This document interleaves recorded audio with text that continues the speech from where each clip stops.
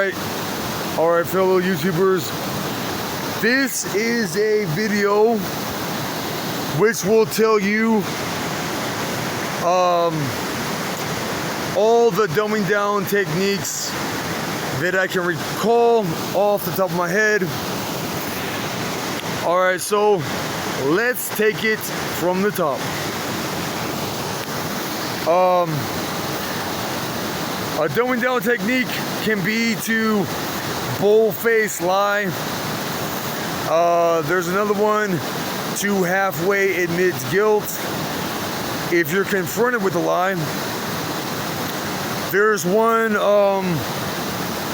to help someone find something that you stole from them. There's to come at somebody with a "how dare you challenge me" attitude. There's another one, to hide behind general titles, like what the Rothschilds, the money changers, like to do when they try to hide behind the titles of Big Brother. Okay, let's see here. There is that one, to ask somebody, where is their proof? Now that's like a double-edged sword. Sometimes proof is necessary, sometimes proof is not necessary. It all just depends. If both sides know what happened that was bad, then there don't need to be no proof at all. Okay, and I was actually in Southern California, and I had to learn to be competent to stand trial. And they gave me this study guide about it that was talking about weighing out the evidence. The whole legal system and the way God Himself thinks, because that's not accurate. Okay, it's all about weighing the good with the bad. Okay, it has nothing to do with weighing out the evidence.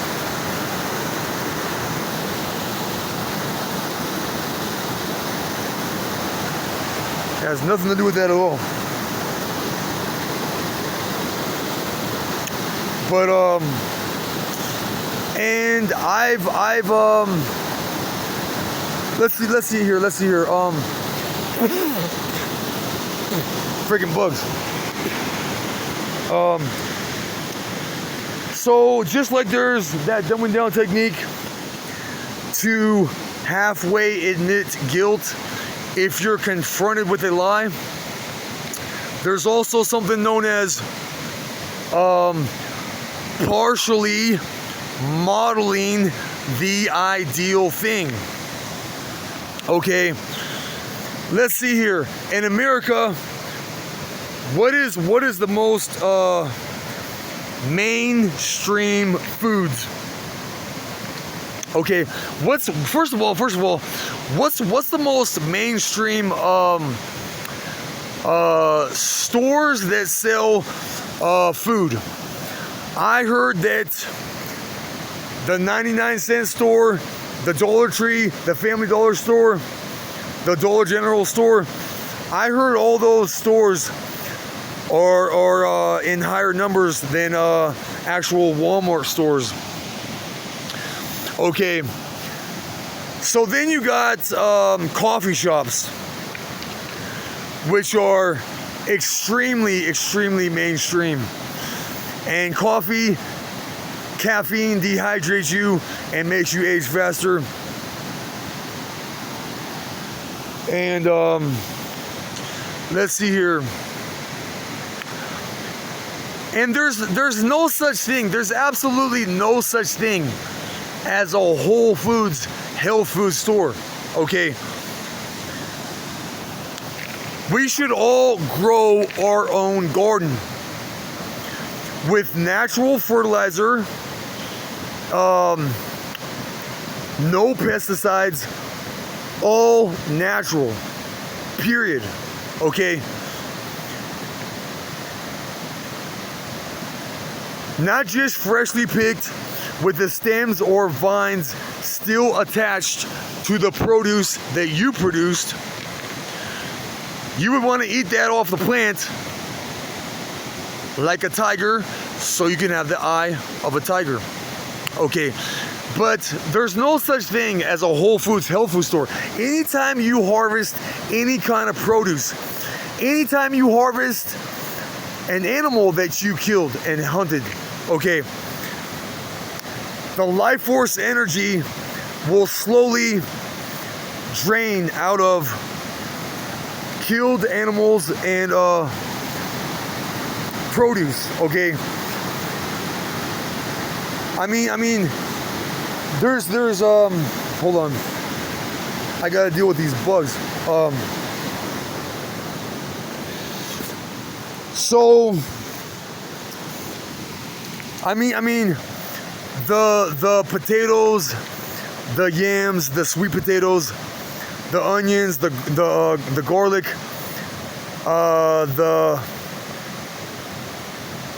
the seeds that haven't been cooked, the sprouts, those probably have life force energy in them still, but overall there is no such thing as a Whole Foods health food store.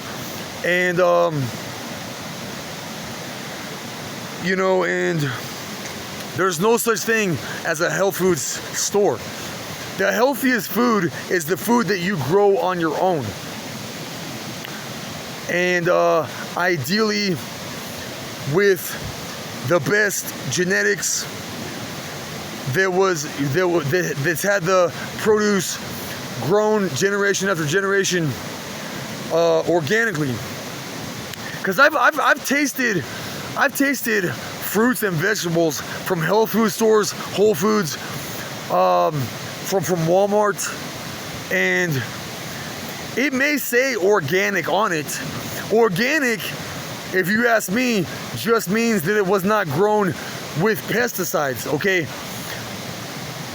there's something wrong with that food, even in health food stores like Whole Foods, because those fruits and vegetables have absolutely no flavor in them at all. Okay, I've walked down the sidewalk in this city of Salt Lake City and walked by random fruit trees in people's yards and ate the fruit off of there.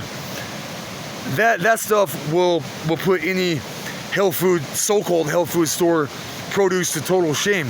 Okay, and so the healthiest stuff is the least mainstream. Health food stores are the least mainstream, which is not even the most healthy stuff, even at that. So, and then lemons. You remember back in the day when we were all younger, it used to be very popular for people to drink lemonade. Okay, now that's faded over time as the world has gotten dumber and dumber. Okay, what is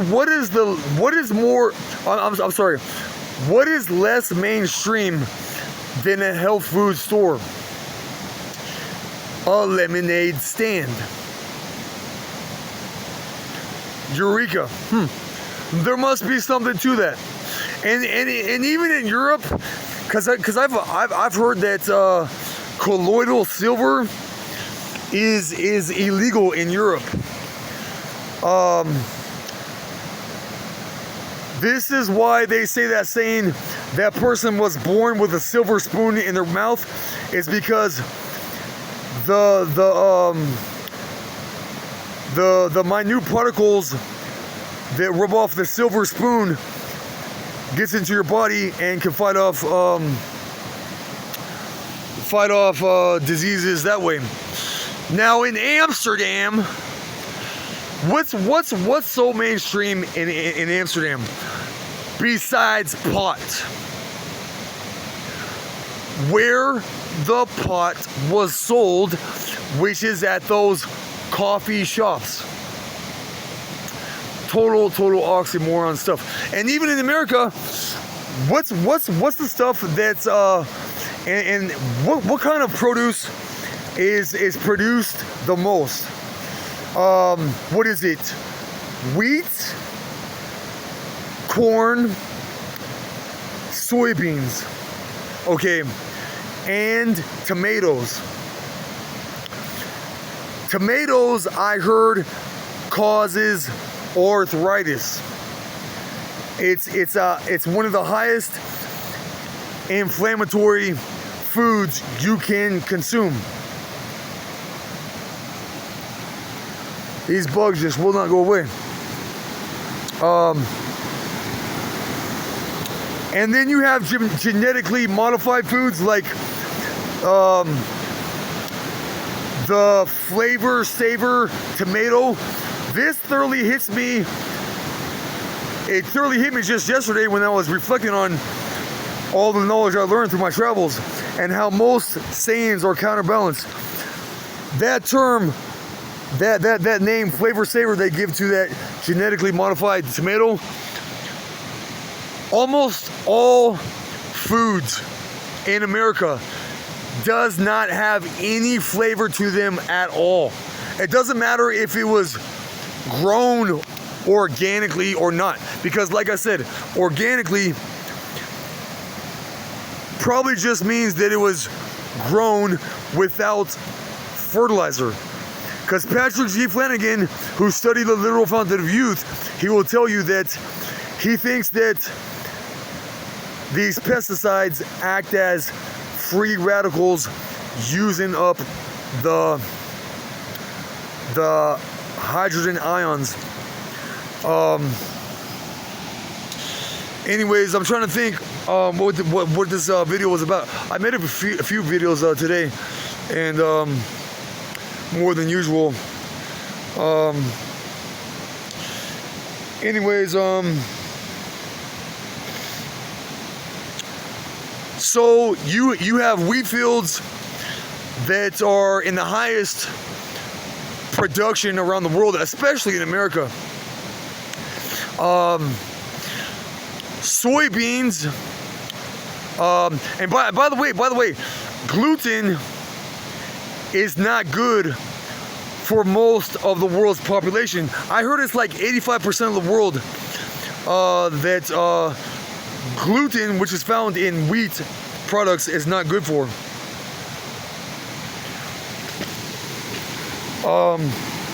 I read that in this book called Grain Brain and or Wheat Belly, and now there's another book that's called Eat Right for Your Type, talking about blood types. It says that gluten is not good for blood type O's, but in one or those other, or both of those other books, it's not good for like most of the world's population, and it's in the highest production around the entire world. And then you got soybeans, which I'm pretty sure were genetically modified. I heard in the grain silos filled with soybeans that they'll start to collect mold, and that mold will start to make males more feminine. And they put this additive, this soybean additive, in numerous products, and it doesn't even need to be there. Okay, tomatoes is in it's in condiments like ketchup, and much of this unhealthy food is in fast food. Blood type O's like me are wired to travel, and the way that we could eat conveniently is through fast food restaurants, and most of the stuff there is really unhealthy. But anyways, that's all for now. Till next time, bye.